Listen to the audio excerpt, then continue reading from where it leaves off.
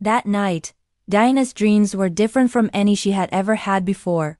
She found herself standing once again at the edge of the Forest of Wonders. But this time, the forest looked brighter, stronger, and more alive than ever. The trees shimmered with soft light, and the sky above glowed with colors she did not know the names of. "Diana," a familiar voice echoed gently. She turned and saw Lumi, the glowing fox, waiting for her near a crystal-clear stream. His silver eyes sparkled with warmth.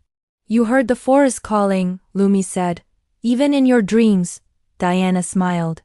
"I knew it wasn't over," she replied. Lumi nodded. "You restored the magic crystal, but balance is delicate. Magic needs guardians, those who understand it, not control it."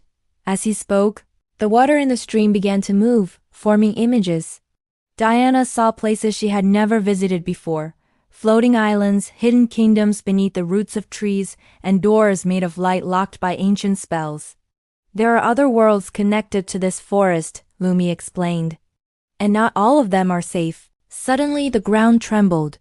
From the shadows emerged a dark mist, slowly creeping between the trees.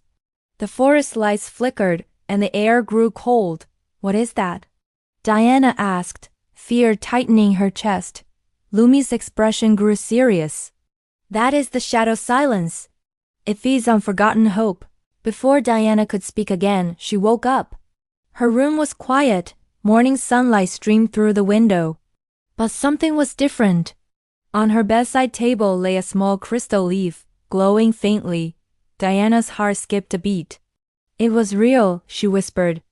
That very day, Diana felt more connected to the world around her. Birds seemed to sing directly to her. The wind carried whispers she almost understood. And every time she looked toward the forest, the crystal leaf grew warmer in her hand. That afternoon, unable to resist the pull, Diana returned to the forest. As soon as she stepped past the first line of trees, Lumi appeared. "You came," he said softly. "I felt like the forest needed me again," Diana replied. "You are learning," Lumi said proudly. "Come, there is much to show you." They walked deeper than ever before, beyond the places Diana had already seen. The trees bent into arches, and glowing vines lit their path. Soon, they reached a clearing where the ground opened into a spiral staircase made of stone and light. "This leads to the roots of the world," Lumi said. "Few humans have ever walked there." Diana took a deep breath and stepped down. Below, the air was warm and humming with energy. Massive roots twisted through the cavern, glowing softly like veins of light. Creatures of all shapes moved peacefully, some flying, some crawling, some floating as if made of air. At the center stood an ancient stone circle. As Diana approached, the crystal leaf in her hand rose into the air, shining brightly. The stone circle responded, glowing with symbols that slowly began to move. A deep, gentle voice filled the cavern. "Diana of the surface world," it said. "You have restored what was broken. Now you must learn what it means to protect." A figure formed from light and earth stepped forward. It was tall and calm, with eyes like ancient stars. "I am the guardian of roots," the figure said. "Magic does not belong to those who seek power but to those who choose responsibility." Diana listened carefully. "You cannot fight the shadow silence with strength alone," the guardian continued. "It fears memory, kindness, and connection." Diana thought of her village, her home, her family. She thought of the lonely giant, the lost bird, and every small choice she had made during her journey. "I understand," she said. The guardian raised a hand, and light flowed into Diana's heart, not painful, but warm. "You will walk between worlds," the guardian said, "not as a ruler, not as a warrior, but as a bridge." The cavern began to fade.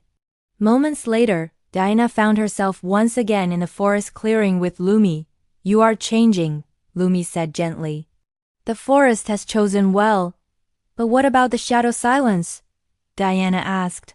"How do we stop it?" Lumi looked toward the darkest part of the forest. "It has begun to move," he said. "And it will test you." As if summoned by his words, the shadows shifted.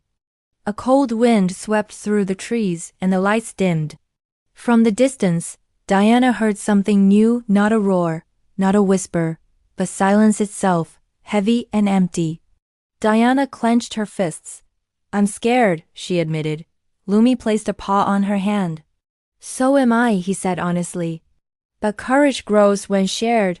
Together, they stepped forward. As they walked, Diana noticed something strange. Wherever she stepped, the ground glowed faintly. Flowers bloomed behind her. The forest responded to her presence. The silence ahead hesitated. Diana raised her head. "You don't belong here," she said softly, not in anger, but in truth. "This forest remembers." "And so do I." The shadows trembled, pulling back slightly. But then, far beyond the trees, Diana saw something that made her heart sink. A new door, tall, dark, and unfamiliar, had appeared among the roots of the forest. Lumi stared at it in shock. "That door should not exist," he whispered. Diana felt the crystal leaf pulse with warning. She knew, without being told, that whatever lay beyond that door would change everything. She took a step closer. And the door began to open.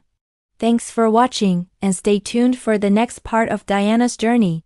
Don't forget to like and subscribe for more adventures.